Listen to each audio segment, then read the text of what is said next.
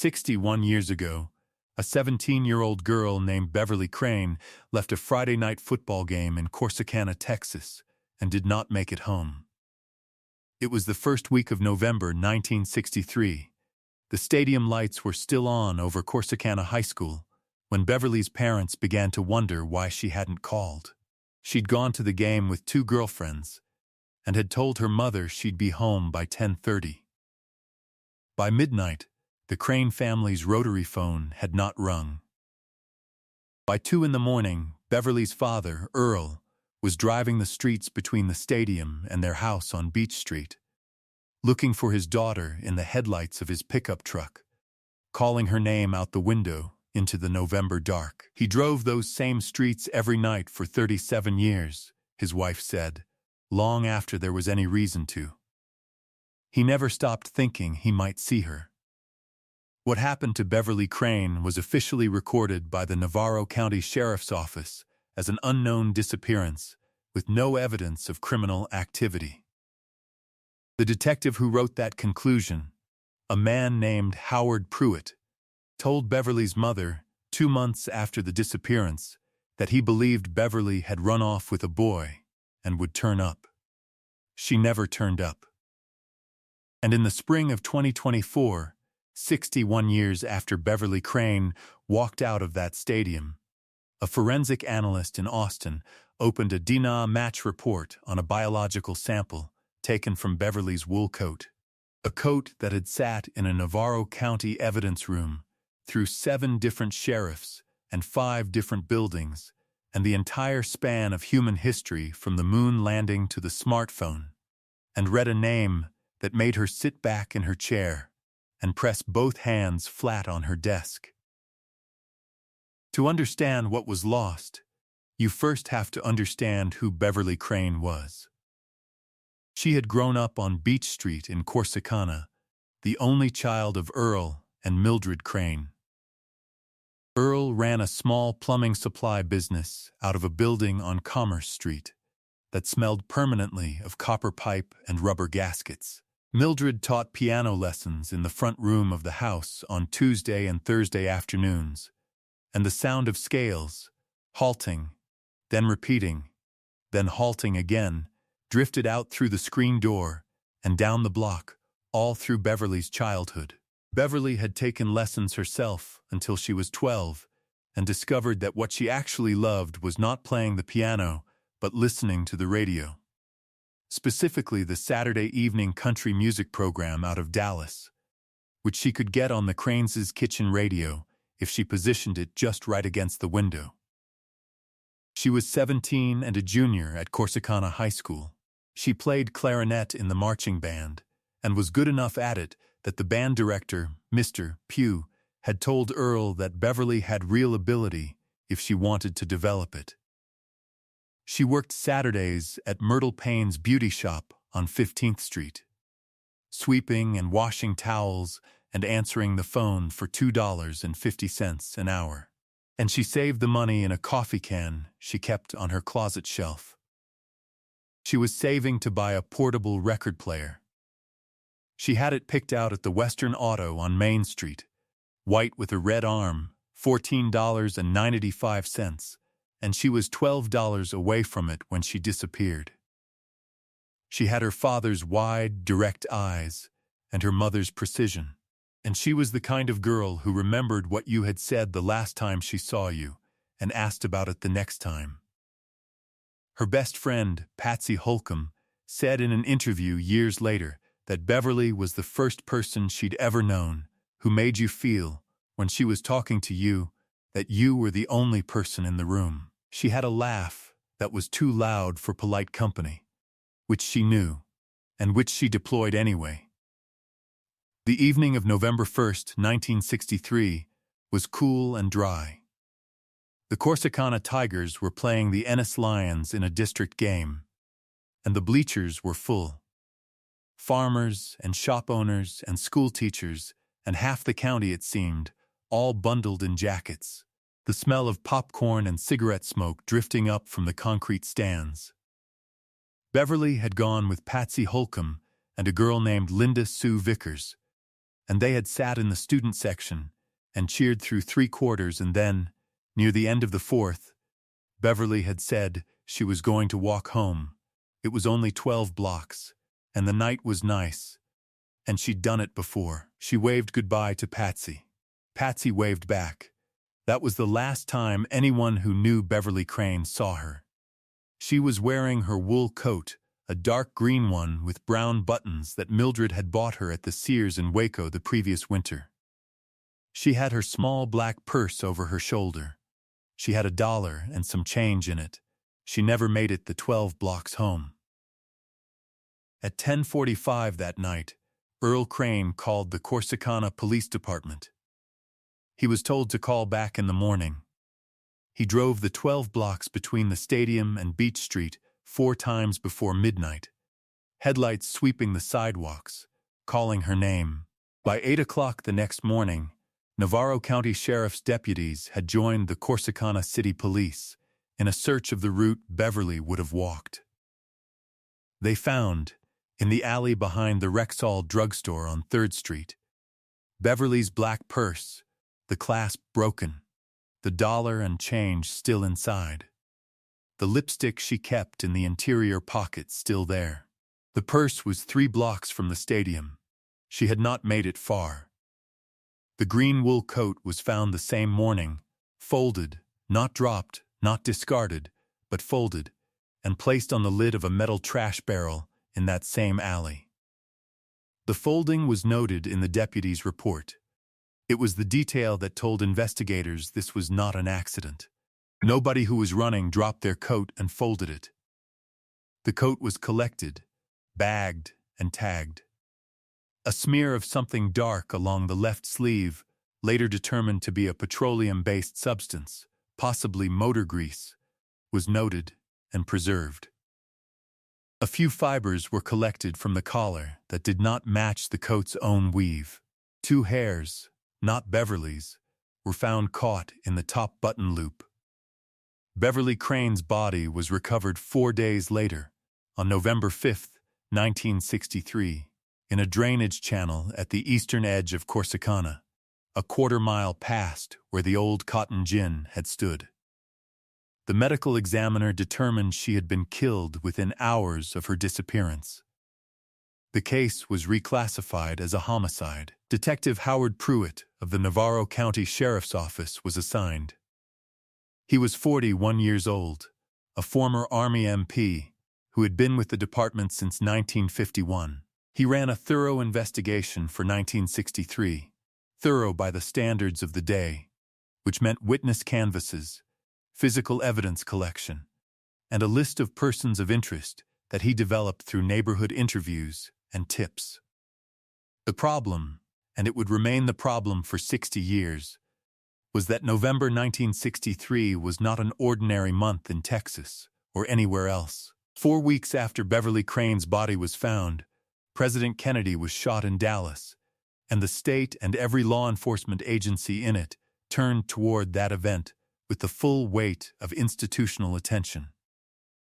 Howard Pruitt later told a reporter, in a 1981 retrospective piece in the Corsicana Daily Sun, that the Crane case had been actively worked through the end of October 1963, and then the world had changed and resources had shifted, and by the time attention could return to it, the trail had cooled to the point where the cold was permanent. He was not making excuses. He was stating a fact. He carried it with him. The 2 hairs from Beverly's coat button loop were logged and preserved. They had no technology to meet them in 1963. Earl Crane's prime suspect, a belief he held until his death in 2001, was a man named Dwayne Lester Pruitt, who had been Beverly's shift supervisor at Myrtle Payne's beauty shop for 4 months in 1963, before Myrtle had let him go, for reasons she described to investigators as a poor fit. Pruitt was 26 in November of 1963, drove a pickup truck, and had been seen near the stadium on the night of the game by 2 separate witnesses. He had an alibi, a poker game at a friend's house on the east side of town, confirmed by 3 men who were present. Pruitt had interviewed all three. All three confirmed Pruitt was there from 8 o'clock onward. Pruitt died in 1994 of a heart attack. He was never charged. The three men who gave him his alibi all predeceased him. The investigation stalled. The file was reviewed in 1972, 1988, and 2003, each time by a new administration, each time yielding no new leads. By 2003, the original evidence had been transferred 3 times between buildings, and 2 of the physical samples had degraded or been lost to improper storage. What remained was Beverly's coat, her purse, the deputy's original evidence log, Detective Pruitt's handwritten case notes, and, still in their original glassine sleeve from 1963, the 2 hairs from the button loop. Mildred Crane died in 1999. Earl in 2001. Beverly's best friend, Patsy Holcomb, married and moved to Abilene and had 4 children and 9 grandchildren, and she kept a school photograph of Beverly in the living room of her house for the rest of her life, and told every grandchild who asked about it exactly who Beverly was and what had happened to her and why it mattered to remember. By 2010, 47 years had passed. The Corsicana High School stadium where Beverly had waved goodbye to Patsy had been rebuilt twice. The alley behind the Rexall where her purse had been found was now a parking structure. The beauty shop where she'd swept floors on Saturdays had become, in sequence, a tax preparation office, a cell phone store, and finally, a vacant storefront with paper across the windows. The evidence room at the Navarro County Sheriff's Office had moved to a new building in 2007. And during the move, an inventory had been conducted of all property more than 20 years old. The Crane case materials were among them. A deputy named Carrie Thornton, who had joined the department the previous year and had no prior knowledge of the case, pulled the box and photographed every item in it as part of the inventory protocol.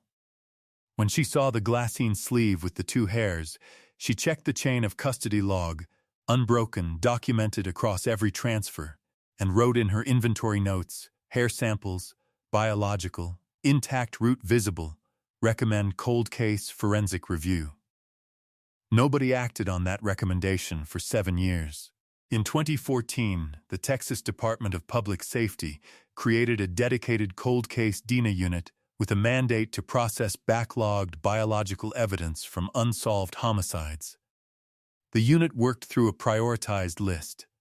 Volume was enormous, thousands of cases across the state. The Crane case was submitted in 2019, 56 years after Beverly's death, by a Navarro County investigator named Marcus Webb, who had been assigned to review all outstanding cold case materials in the county as part of a statewide initiative. He almost didn't submit the hairs. The glassine sleeve was 60 years old. He held it up to the light and looked at the 2 dark threads inside and thought about the odds and submitted them anyway. Every case on this channel represents weeks of research, verifying records, and piecing together lives that deserved better.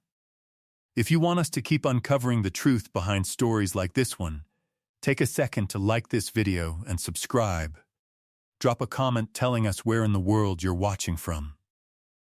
Now let's get back to Beverly. The Texas DPS Forensic Genealogy Laboratory received the samples in March of 2019. Extraction of a DINA profile from 60-year-old hair is not a guaranteed process. The degradation of biological material over that span can render the root unusable. The laboratory made 3 separate extraction attempts. The third succeeded. A partial profile was obtained, not complete, but sufficient for genealogical comparison.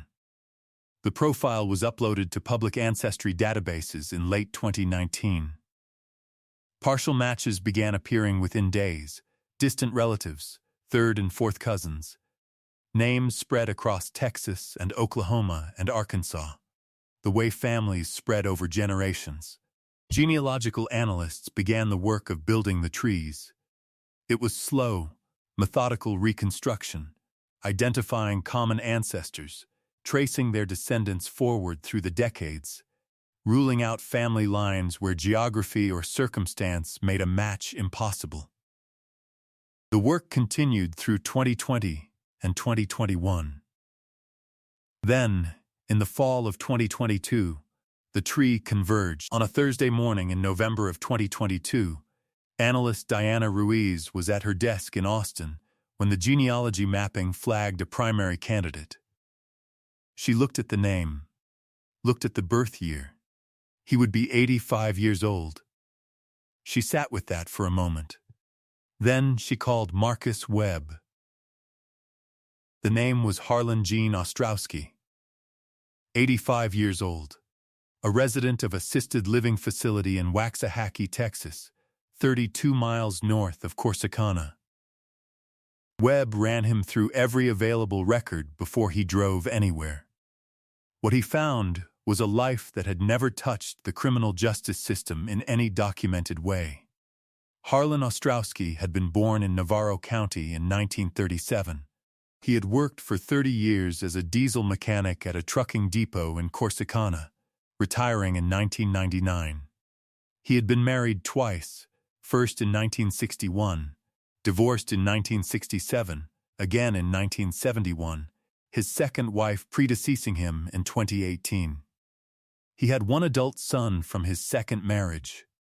He had been a deacon at First Baptist Church of Corsicana for 14 years. He had coached youth baseball for a decade in the 1970s. He did not appear in the 1963 investigation records at any level. He had never been interviewed. He was 26 years old when Beverly Crane was killed. He had been working at the diesel depot since 1960.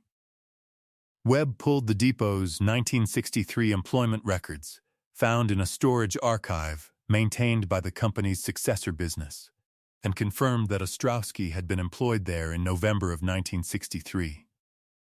His time card for the week of November 1st showed him clocked out at 5:30 on Friday afternoon.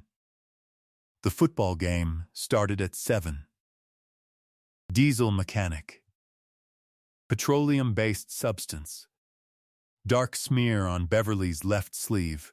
Webb drove to Waxahachie with a court-authorized nurse present and obtained a buccal swab from Harlan Ostrowski at the assisted living facility on a Tuesday afternoon in January of 2023. A staff member had told Ostrowski that there was a routine health screening being conducted for residents. He sat in the common room and opened his mouth when asked, and did not ask any questions. The swab went to the Austin laboratory the same afternoon. The result came back in 14 days. Harlan Jean Ostrowski's DNA matched the profile extracted from the hairs recovered from Beverly Crane's coat button loop in November of 1963. The match probability was 1 in greater than 300 billion. He was arrested at the Waxahachie Assisted Living Facility on March 14, 2024. 4 officers. A wheelchair was on standby. He walked to the vehicle under his own power, slowly, with a cane. He said nothing. The facility director watched from the lobby. Several residents watched from the common room windows. Investigators had, by the time of his arrest, assembled a circumstantial picture that extended beyond the DNA. 2 of Harlan Ostrowski's former co-workers at the diesel depot, men now in their 80s, still living in the Corsicana area, separately recalled, once investigators came to them, that Ostrowski had known Beverly Crane. One man said he remembered Ostrowski mentioning a girl who worked at a beauty shop on 15th Street. He had said this more than once. The second man remembered that Ostrowski had not shown up for his Saturday shift on November 2, 1963, which was unusual, and that when he'd come in on Monday, he had not mentioned where he'd been. Neither man had been interviewed in 1963. Neither man had connected these memories to Beverly's disappearance. They had simply been memories, unremarkable on their own, sitting for 6 decades in the ordinary storage of 2 ordinary lives, until investigators came knocking and gave them a context. Ostrowski's son, when reached by investigators, said that his father had never in his life mentioned the name Beverly Crane, and that he did not know what to say. He did not appear at the arraignment. At the plea hearing in August of 2024, Harlan Jean Ostrowski, 87 years old, entered a guilty plea to murder in the first degree. His attorney, in a pre-sentencing filing, noted his age and his physical condition.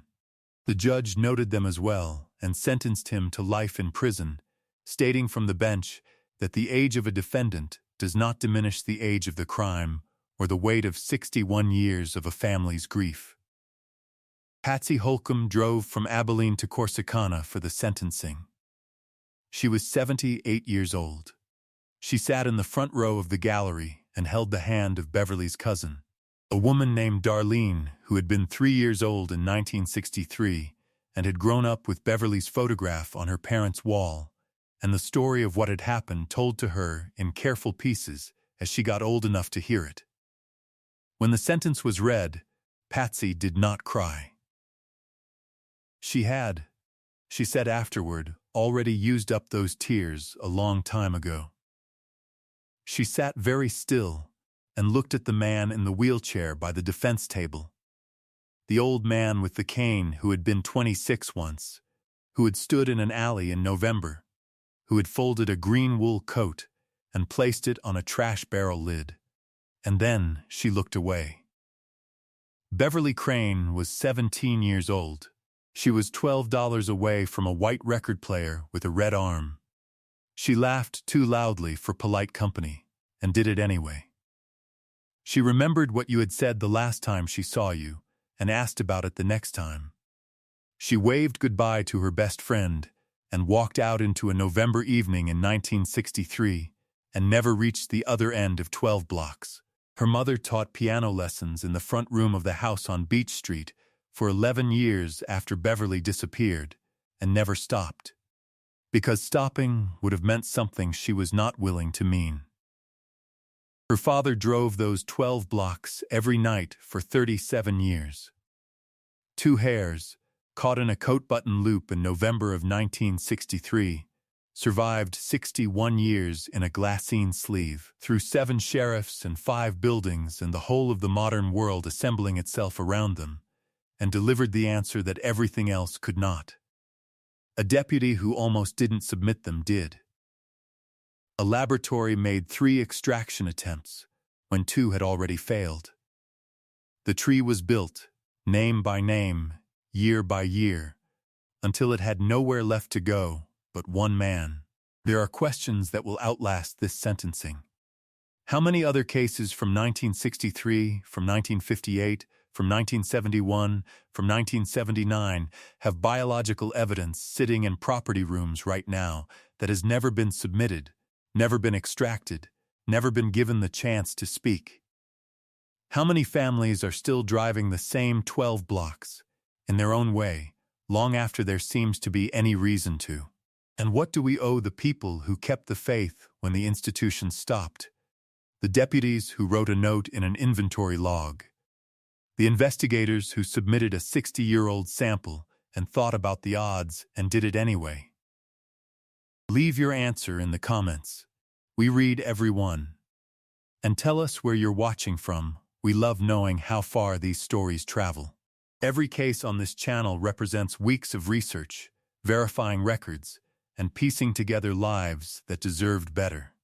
If you want us to keep uncovering the truth behind stories like this one, take a second to like this video and subscribe. More cases are waiting in the description below. Justice found Beverly Crane after 61 years. 2 hairs in a glassine sleeve, a laboratory that tried a 3rd time. An analyst who called instead of emailing. That is the whole of it, and it is everything. If you believe the truth is worth pursuing, no matter how long it takes, subscribe. Thank you for being here.